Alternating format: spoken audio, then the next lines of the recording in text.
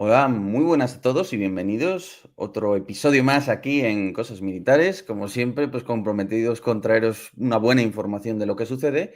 Y hoy tenemos con nosotros a nada más y nada menos que a su excelencia el señor Sri Dinesh Patnaik, el embajador de la India en España, con el que vamos a hablar en inglés, pero luego lo subtitularemos sobre la situación que se está viviendo con Pakistán y qué perspectivas tiene concretamente pues India como país respecto a todo esto. So, be welcome to Cosas Militares. Thank you very much, Mr. Dinesh. Thank you. Thank you for having me on the program. All right, so I wanted to start straight to the point. What is how has the history evolved on this affair since the terrorist attacks? How does India see it since then? What happened on April 22nd was a big blow to the psychology of the nation. We have been trying for the last 50 years to bring peace to our borders. We have worked with all our neighbors trying to bring peace to our borders because India is doing very well economically, it is doing very well politically, it is doing very well in the world. And we don't want a problem which will hold us back. And so we have been trying to resolve the problem. But we have neighbors who do not believe in the same thing we do. They believe that if they cannot attack India directly, if they cannot do anything directly with us, they will do it through a backward means by coming in through terrorists sponsored by them, by militants sponsored by them. And this they have been doing for the last 40, 50 years. Our neighbor has a history of having done this. They have been doing it all over the world. I mean, you look at any big terrorist incident in the world, whether it is the London bombing, the Madrid bombings, the World Trade Center, 9/11, you name anything. There's always been a signature of Pakistan terrorist or Pakistan-sponsored terrorist in any of the bombing. Sydney, Indonesia, you name it. And India, we have been suffering from the last 50 years. And what happened on April 22nd was a big blow because up till now, at least the militants used to attack, like they attacked in 2019, they attacked military installations.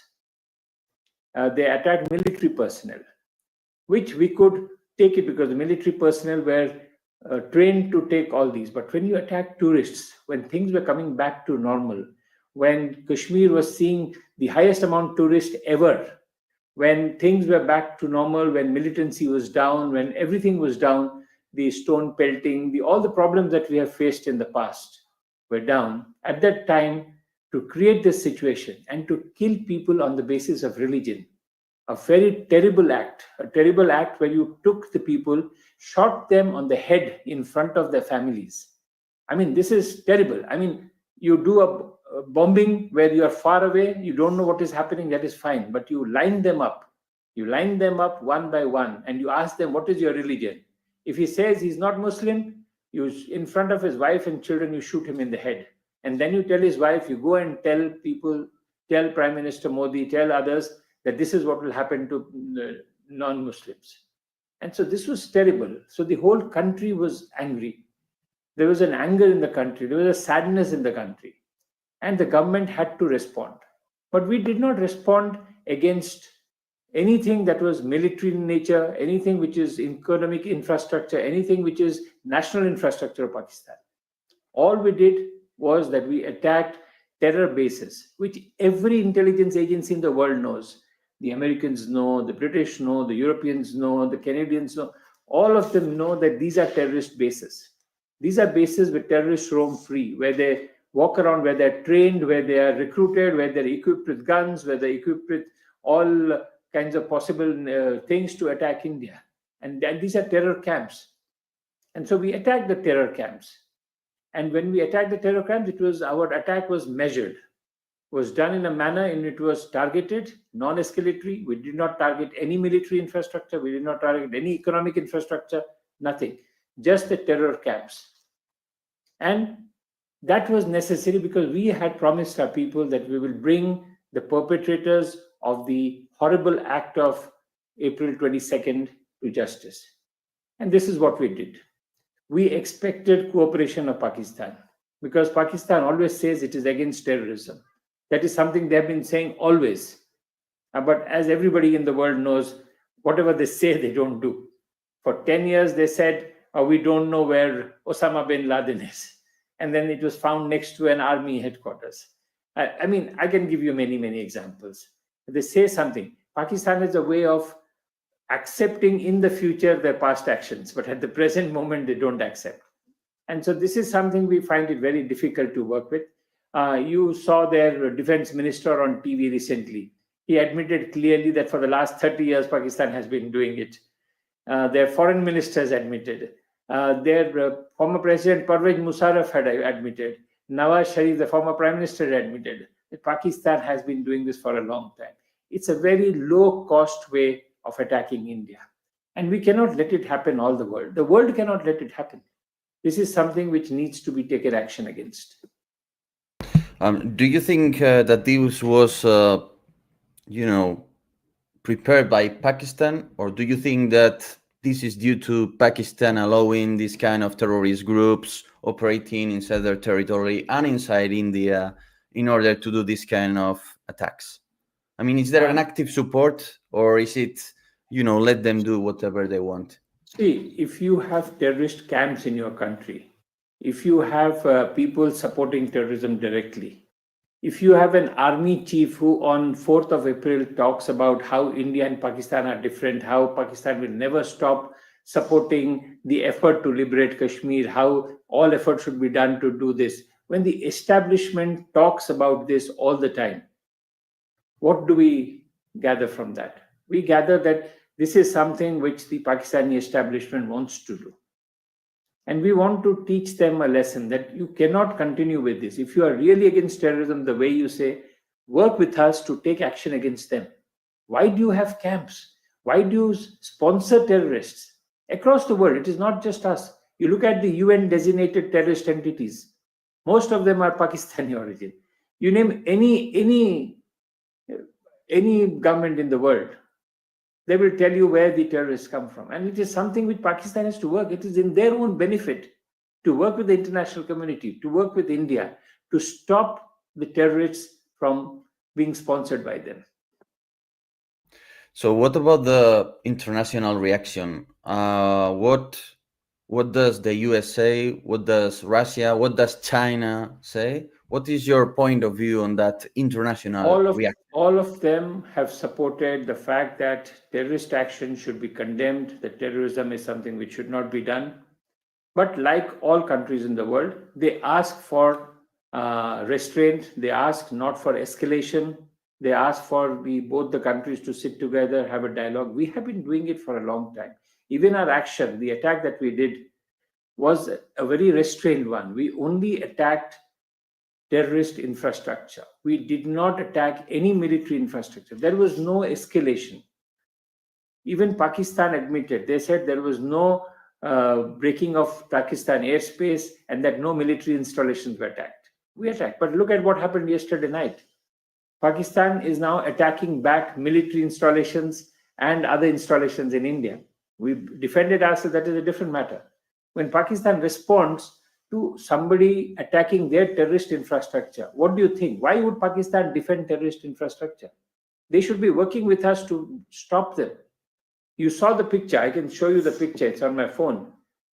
Abdul Rauf, Hafiz Abdul Rauf, who is the head of one of the terrorist organizations there, was doing the funeral of the people killed in the terrorist attack, Indian terrorist attack.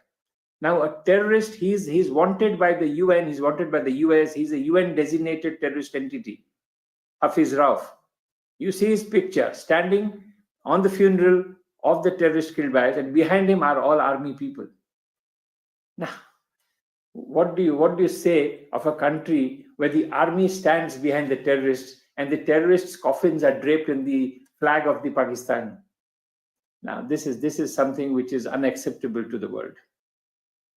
Yeah, absolutely. For the audience, I'm right now looking for, I guess it is maybe this person, right? Yeah, this is Hafiz Said. This is Hafiz Said. I can show you the picture, but I don't know if I can. All right. Sure. Let me try and send you the picture, but perfect. I don't know if I can focus it next to the camera. Yeah. This is Hafiz Rauf. Can you see it? Oh, yeah. Yeah, I can see it with the microphone, with the Pakistani military behind, right? A funeral. If I show you the funeral, these are the coffins that are on rim. The coffins have Pakistan flag on them. And that is a UN designated terrorist entity, the man in the middle. And look at behind him, who all are standing behind him. I mean, this is unacceptable anywhere in the world. You think any sensible government in the world would allow something like that, for the army to be standing behind terrorists? And so this is a country we are dealing with. Yeah, absolutely. So now the picture that the ambassador is showing is right, this one. Yeah, here we see it. One, exactly. That's it. And so let me do a little Spanish note. So este es el terrorista al que está hablando justamente ahora el embajador, que como veis pues tiene detrás al ejército pakistaní que está pues participando en el funeral junto a las autoridades, ¿no? Y no dejamos de estar hablando pues de un yihadista, ¿no? All right, so generally speaking, what is your point of view on the reaction of Spain? What can you say about that?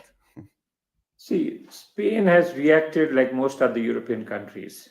And, my foreign minister had once said that Europe thinks that Europe's problems are the world's problems, but the world problems are not Europe's problems. But I don't, for me, Spain should react much more openly, because Spain has been the victim of terrorism for a long time.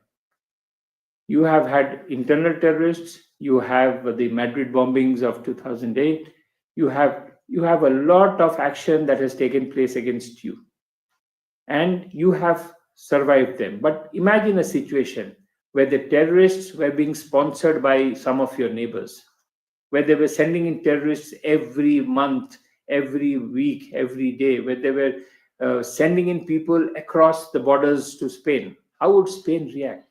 Would you react by saying, no, it's okay, we will discuss with them, we will see what we can do?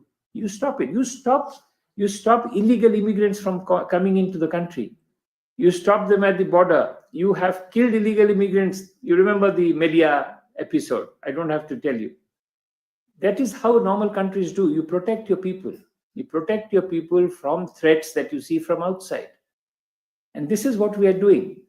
You cannot have terrorists coming into a country, shooting people in the head in front of the families, in front of the world, and expect us to be a civilized country behaving like that. We are civilized.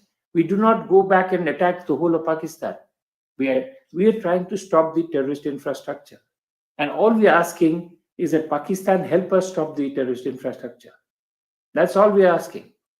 Rather than support, back, and now retaliate for us having attacked the terrorists. So. Yeah, absolutely. What about the risk of nuclear escalation? What can you tell us about that? I know it is a very, problematic subject, but...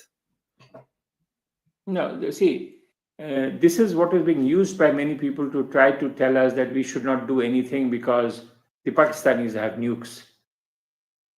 I mean, the Europe has gone through this in the past. Europe has gone through a situation where you have lived for many, many years on the threat of nuclear war. But nuclear war is not so simple. The world will not allow such a thing to happen. And we have not allowed any situation to escalate to a manner in which we think that this option can be taken. But we are not confident of the other side. So we are here to protect ourselves. We are protecting ourselves. We are protecting our people. We are protecting our civilians. We are protecting people, the infrastructure that we have. And we want this thing to come down to a normal level where we are fighting the real enemies, which is the terrorists. And in this, we want the world's help. I mean, terrorism is an issue which you cannot solve by yourself. It's like climate change, or it's like any other issue, global issue, which can be solved if all countries come together. You cannot have my terrorists are good terrorists, your terrorists are bad terrorists. There is no good terrorist, bad terrorist. All terrorists are terrorists. And we need to work together, all countries, especially Europe, to work with countries to stop the terrorist infrastructure. We know very clearly what is happening in Pakistan. All countries know. Spain has. You ask Spain intelligence, you ask any European intelligence agency, you ask UK, you know where it is, where the camps are, who is training them, what is happening there. You've seen what happened in Afghanistan. You've seen what is happening across the world. Why can't we stop it?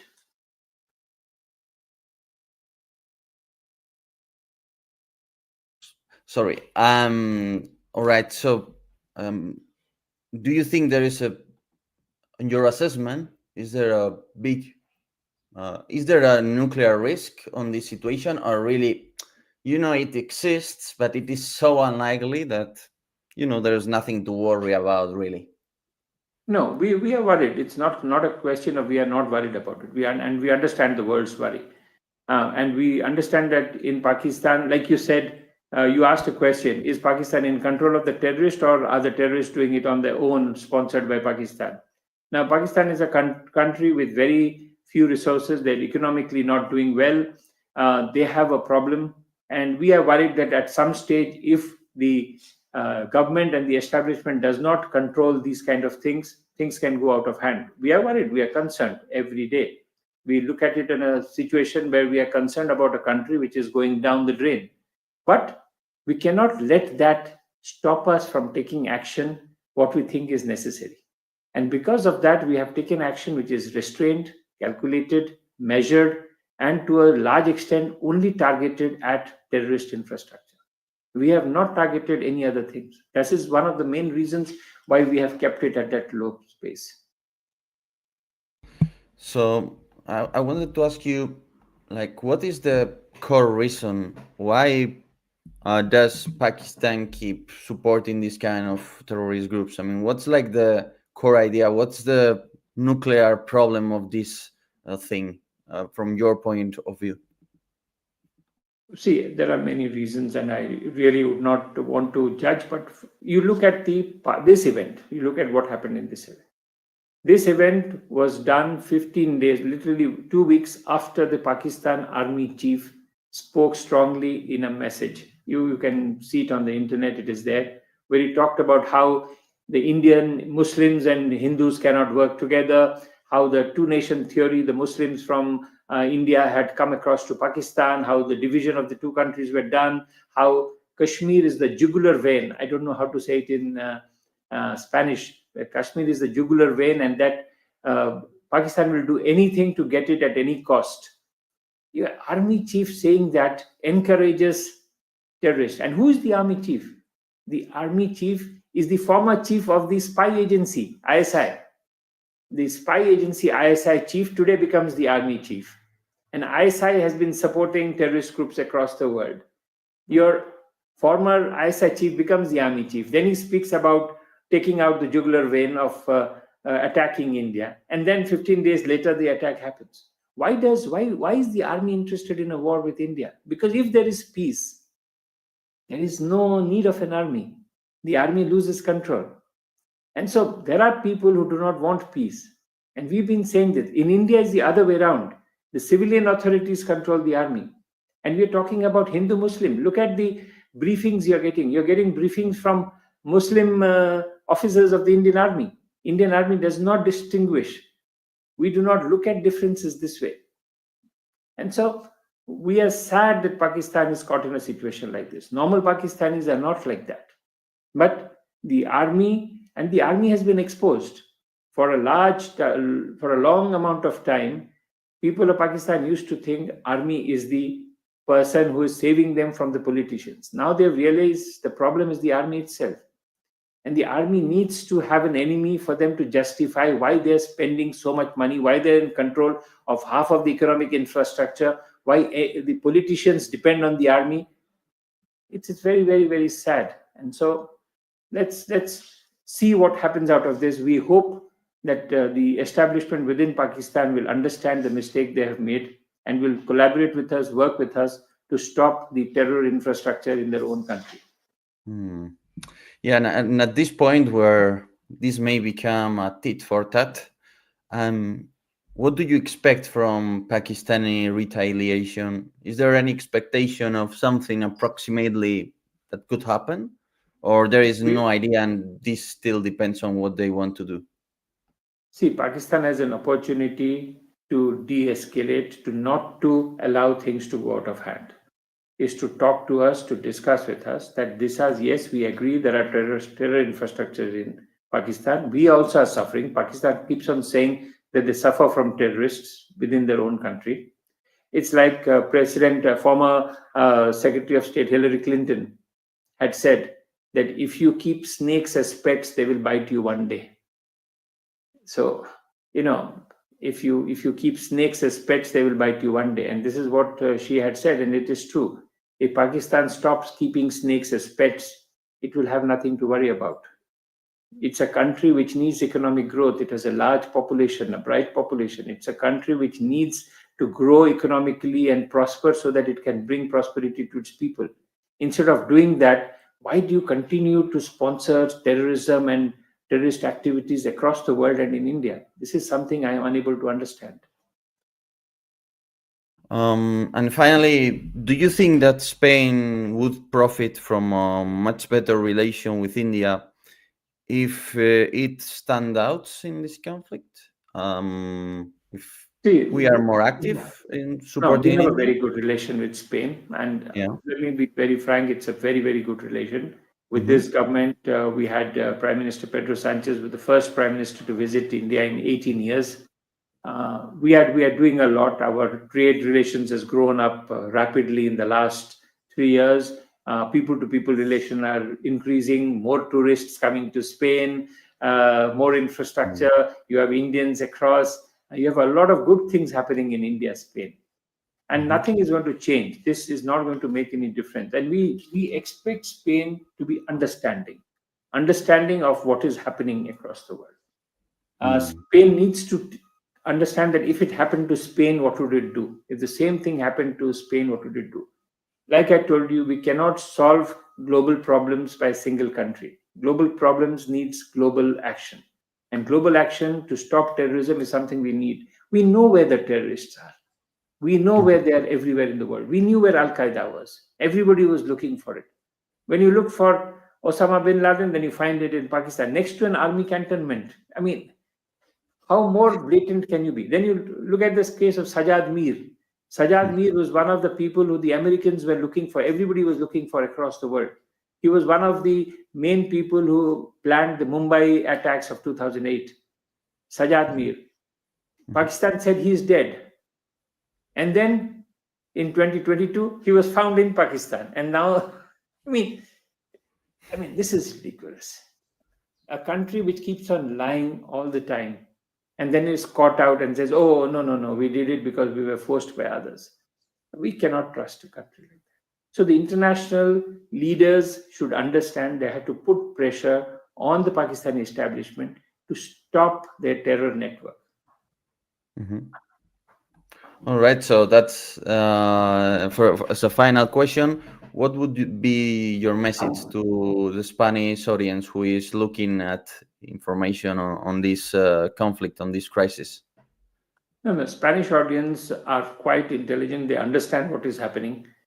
I don't think so any country in the world will want to stop action being taken against terrorists. We want them to support us in these action that we're taking. We also want the international community to put pressure on Pakistan. We want them to understand viewpoint and to allow things to go on like they have been in the past. Let us focus on industry, on business, on trade, on infrastructure, on finance, on global affairs. Let's not focus on things which are barbaric in nature, which are terrible, of killing people, of having terrorists coming across to another country to kill them. If this happened to Spain, we would be the first to support you. We expect the same from Spanish people. All right, so thank you very much, Mr. Dines, for being here with us today. No, thank you very much, and it was really good to talk to you. And I hope you can reach out to the Spanish audience and explain to them what is happening. Yeah, I'm sure about it. So, muchas gracias a todos por estar ahí. Espero que hayáis disfrutado tanto de la entrevista como yo. Bueno, lo subtitula automáticamente YouTube, o sea que no habrá ningún problema para escucharlo. Lo único que a veces tarda unos minutos. Espero que os haya resultado tan interesante como a mí. Muchas gracias a todos por estar aquí y hasta otra. Chao, chao.